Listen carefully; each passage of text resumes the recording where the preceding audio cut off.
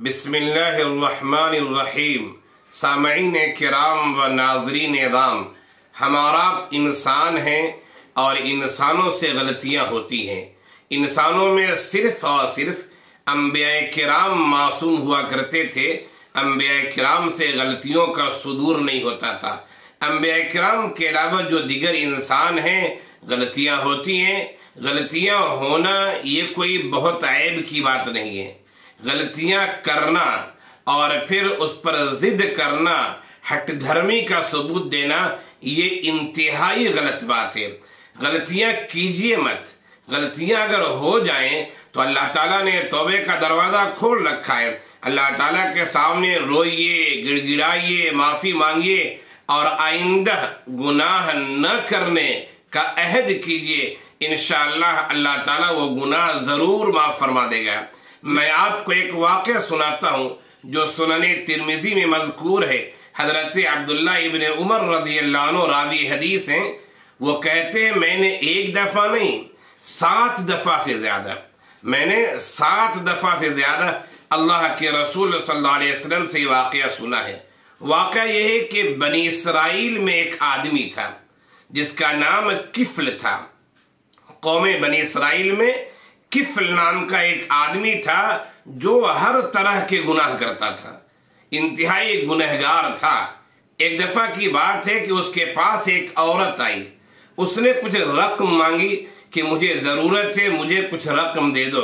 حدیث میں 60 دینار کا تذکرہ ہے کہ مجھے 60 دینار دے دو، میں بہت محتاج ہوں، پریشان حال ہوں۔ کفل نام کے آدمی نے کہا کہ ٹھیک ہے، میں تجھے 60 دینار دے دوں گا، لیکن میری ایک شرط ہے کہ تجھے میرے ساتھ رات گزارنی ہوگی، یعنی میں تجھ سے زنا کروں گا۔ عورت مجبور تھی، پریشان حال تھی۔ اس نے کہا کہ ٹھیک ہے، تم جو کام کہہ رہے ہو کہ ہم کریں گے، ٹھیک ہے تم کر لینا، لیکن مجھے رقم دے دو۔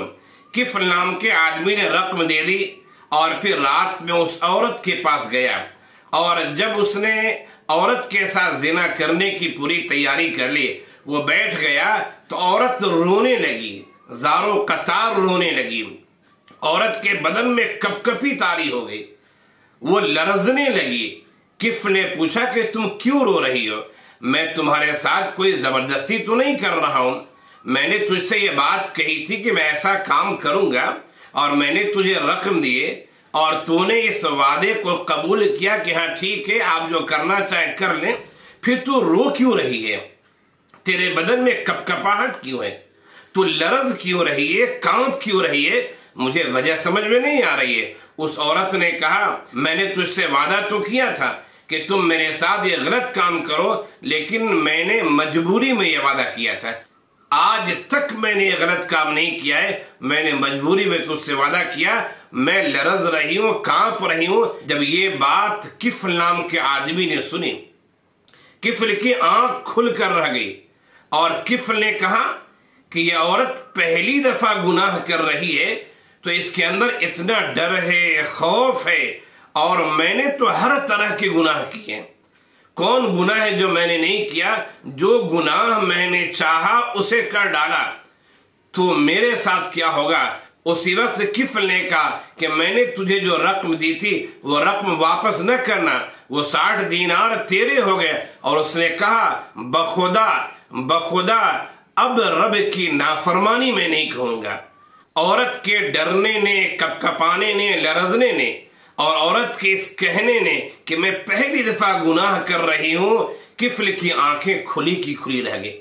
کفل نے کہا بخدا اب میں رب کی نافرمانی نہیں کروں گا، اور پھر ایسا ہوتا ہے کہ اسی رات کفل کا انتقال ہو جاتا ہے۔ اللہ اکبر! یہ سچی توبہ کفل نے کی، اللہ سے سچا وعدہ کیا کہ بخدا رب کی نافرمانی نہ کروں گا۔ اسی رات کفل کا انتقال ہو جاتا ہے۔ صبح سویرے لوگ دیکھتے ہیں کہ کفل کے دروازے پر یہ عبارت لکھی ہوئی ہے ان اللہ قد غفر للکفل، ان اللہ قد غفر للکفل، اللہ نے کفل کی مغفرت فرما دی۔ کیسی توبہ رہی ہوگی، ذرا غور کیجئے، کس تڑپ سے اس نے توبہ کی ہوگی، کس تڑپ سے اور کس سچائی سے اس نے اللہ سے یہ وعدہ کیا ہوگا کہ بخدا اب تیری نافرمانی میں نہ کروں گا، اے میرے رب میں تیری نافرمانی نہ کروں گا۔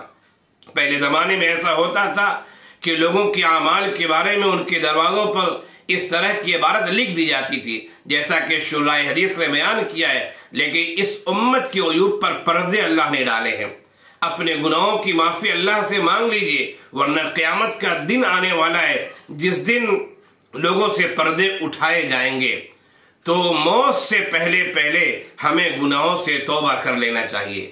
یاد رکھیے موت کب آئے گی ہمیں پتہ نہیں، لہذا جب گناہ ہو فوراً توبہ کر لیں۔ گناہ کر کے جمع کر کے اسے نہ رکھیں، سینت کر نہ رکھیں کہ ہم توبہ کر لیں گے، پتہ نہیں ابھی ہم بول رہے ہیں اگلا جملہ ہماری زبان سے نکلے یا نہ نکلے، ہم اس کی کوئی گارنٹی نہیں دے سکتے۔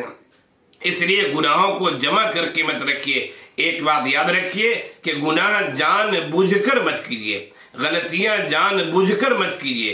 نمبر 2، غلطیاں ہو جائیں تو اللہ کے سامنے توبہ کیجیے۔ اللہ کے رسول صلی اللہ علیہ وسلم کا ارشاد گرامی ہے، التائب من الذنب کمن لا ذنب لہ۔ جو آدمی گناہ سے توبہ کر لیتا ہے گویا کہ اس نے گناہ کیا ہی نہیں ہے۔ اللہ تعالی ہم سب کو صراط مستقیم پر چلنے والا بنائے اور معصیت سے، گناہوں سے اللہ تعالی ہم سب کو بچنے کی توفیق عنایت فرمائے اور اپنے سامنے رونے، گڑ گڑانے، توبہ کرنے اور معافی مانگنے کی توفیق دے۔ آمین یا رب العالمین۔